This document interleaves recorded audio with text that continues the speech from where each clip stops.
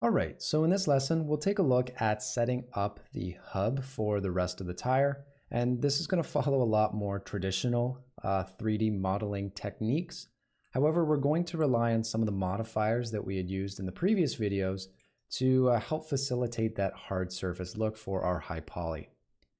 Now, before we do anything, I want to do a little bit of cleanup here on our tire tread, just by kind of scaling these in, and I'll make sure that I don't have proportional editing on, because I want to create a lip for the tire treads that we can connect our hub into.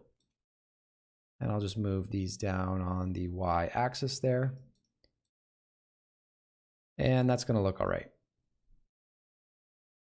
So to create our hub, let's go and add a mesh circle.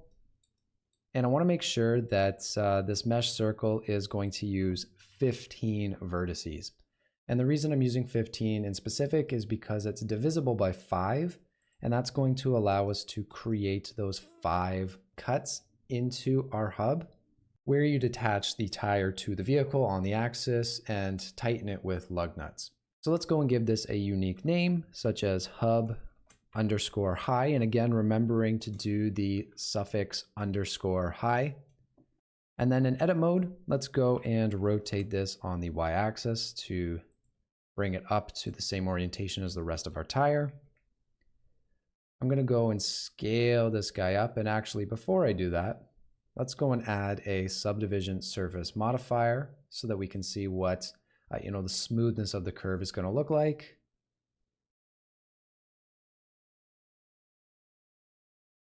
And I'm going to extrude that out on the x-axis here so that we've got it just touching a little bit there and kind of overlapping the lip of the tire tread. Now I'm going to repeat that process for the other side. So again, I'll select that interior ring and I'm going to extrude it outwards so that it's just kind of intersecting there, and hopefully you can kind of see that in the video recording. And then I'm going to select that interior ring, and let's go and scale that down. And I'm going to scale that pretty far down into the center there. And now what I want to do is I'm going to do a manual bevel. So we're not going to rely on the bevel modifier for this particular use case. So with this selected, I'm going to hit Control and B to bring up the bevel tool. And we're going to do just a very small manual bevel there to help kind of add a little bit of substance to that interior.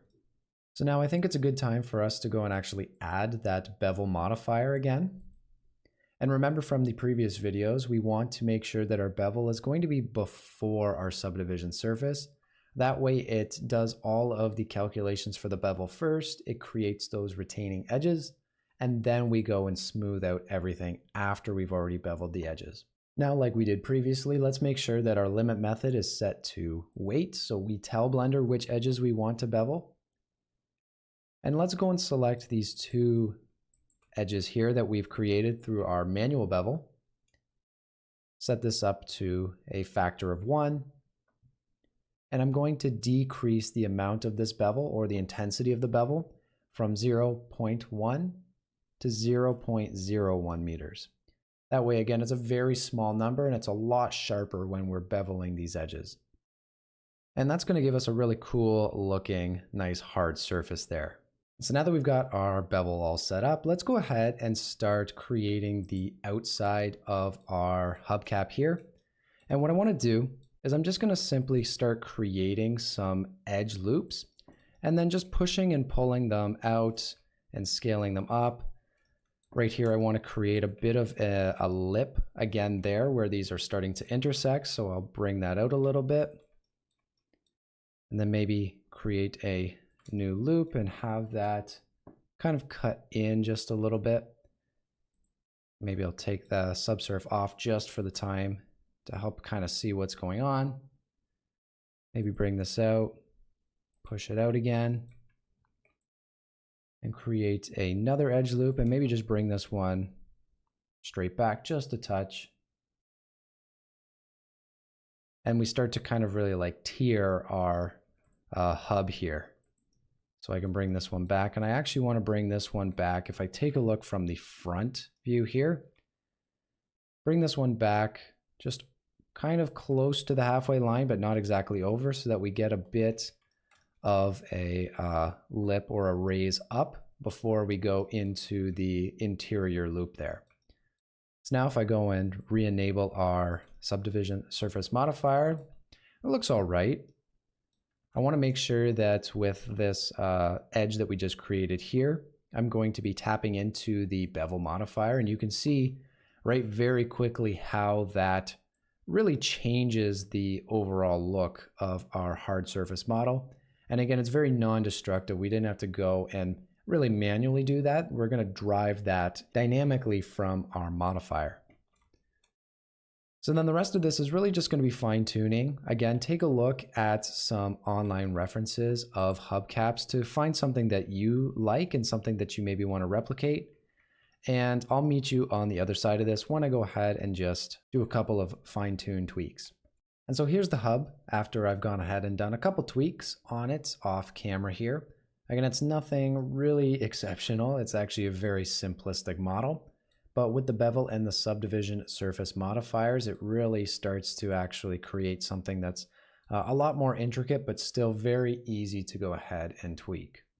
And now what I want to do is go ahead and create those holes that I was talking about earlier, or those Boolean cuts. And now I call them Booleans, but we're actually not going to be using any Boolean modifier. I find that that gets pretty messy and very difficult to clean up.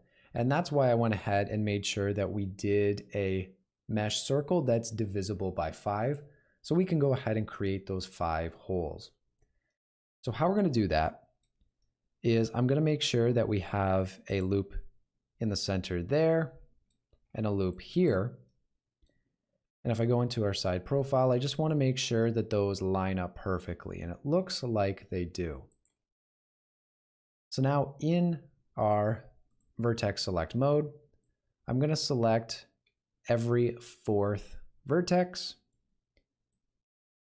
and that should give us 5 total, and they're all going to be evenly spaced. Again, that's why we went and made this 15 vertices.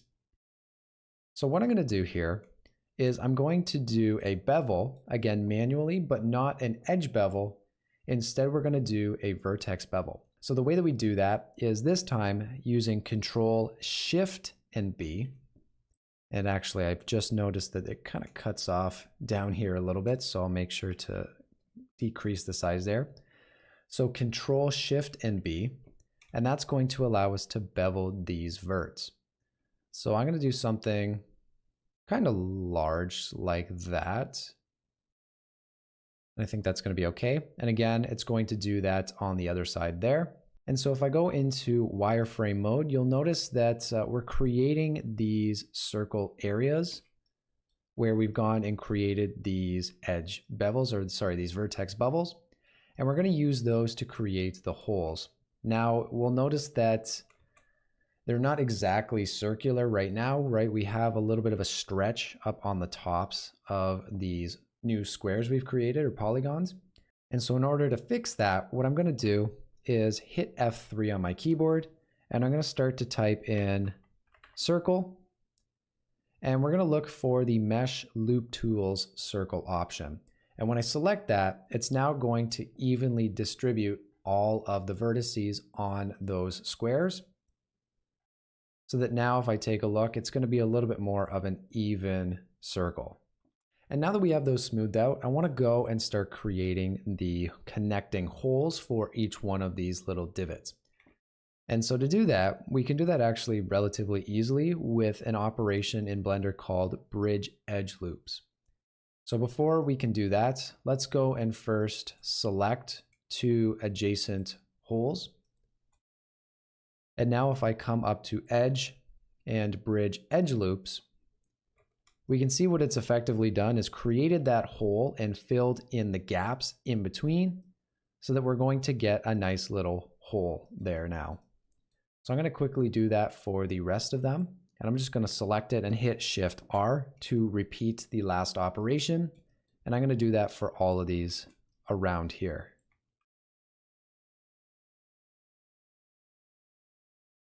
And very easily, that's going to go and create some holes for us. And so now that we have all of these holes created, let's go and just quickly create an edge bevel on all of these. So I'm going to do a manual edge bevel because I would like to create a bit of a lip profile on all of these here. So I'm going to hit Control B to give them a slight edge bevel there. And now let's quickly just go and select all of those interior edge loops that we just created. And I'm going to scale them on the x-axis outwards so that we're going to get some of that detail kind of pushing out. Now it's going to be a little bit too sharp.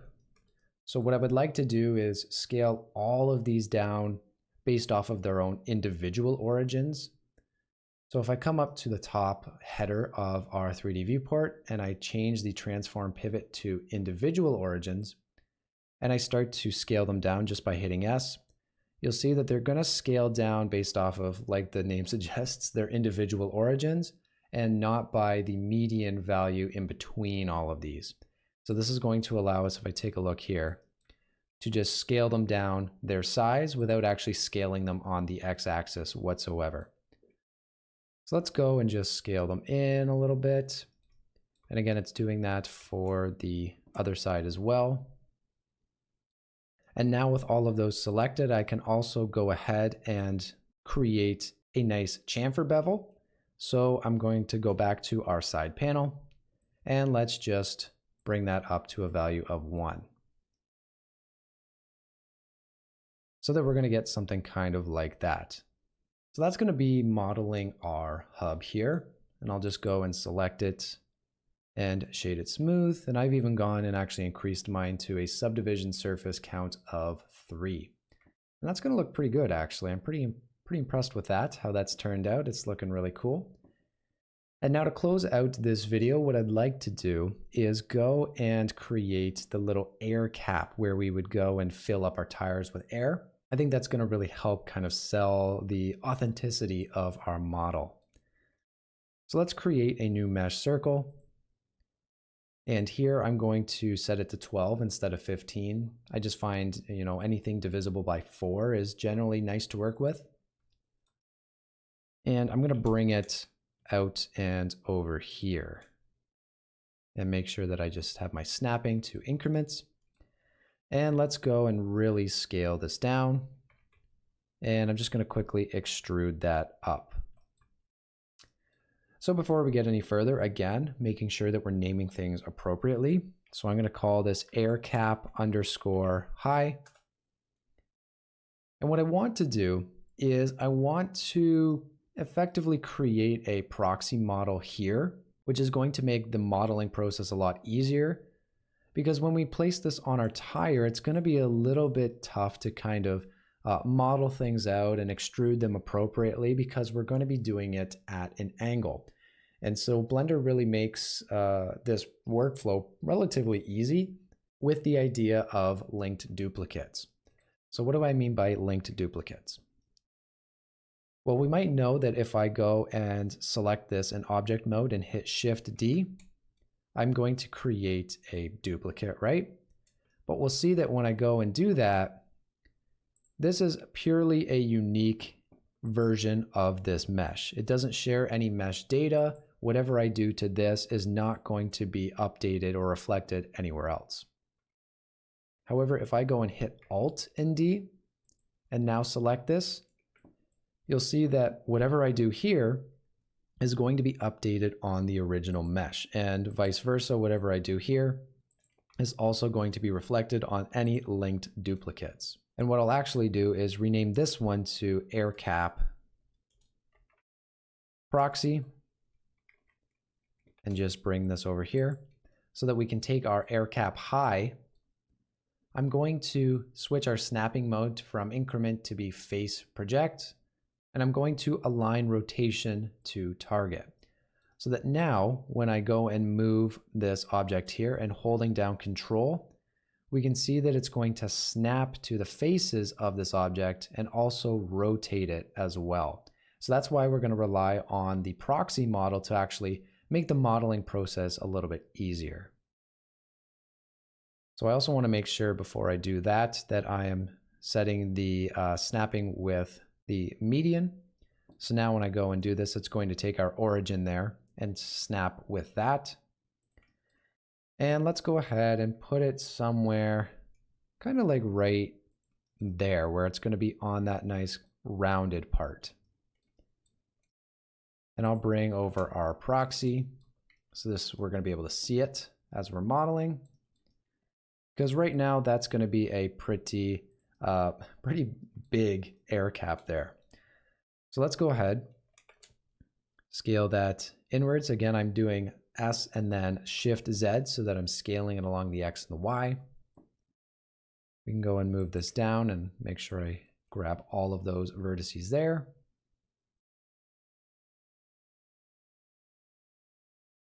And I'll move this even just a little bit closer so I can see what's going on. I also want to take the bottom vertices here, and you can see that it's kind of not intersecting perfectly because, again, it's a nice rounded face.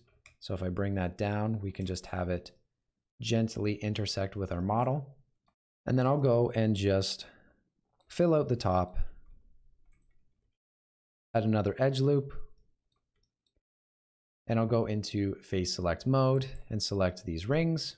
And then I'm going to hit I to inset, but instead of insetting it downwards, I'm going to bring it back to the max, and I'm going to hold down Control. And what this is going to do when I drag out now is actually effectively perform an extrude operation. And we can see that's created a nice cool little cap there. So that's looking pretty cool, but again, it's looking pretty low poly as well. So what we'll do is on our high poly version, not the proxy, we can go and add a bevel and subdivision surface modifier stack. I'll just go and hide the subsurf for now, and making sure that we're setting our method from angle to weight and the amount from 0.1 to 0.001. Again, because it's such a small asset, we don't want the bevel to really travel too far. So now that we have this set up, let's go ahead and start marking some as bevels. So I'm going to take this edge up here. We can weight that as 1. I'm going to take both of these as well, sharpen those up. That's looking pretty good. And then I'm going to go and select our proxy. I'm going to just bring this up here. I'm actually going to scale this out just a little bit, extrude it up, and then scale that in. And this is just going to create a little bit more visual intrigue for this as well. And I'll take both the top and the kind of side edges there, and we'll bevel those up. And you'll notice that, again, because these share the same mesh information, even though we don't have a bevel or subdivision surface modifier on this, they're going to share the same exact weighted information because it's part of the mesh data. So I can go and weight this or unweight it, and it's going to update our high poly version. And maybe I'll bring that down to just a little bit.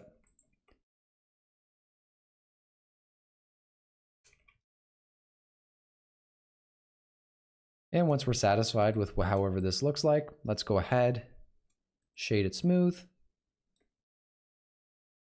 Make sure that we increase the amount of resolution there. And I'd say that's really starting to look like a pretty cool high poly tire.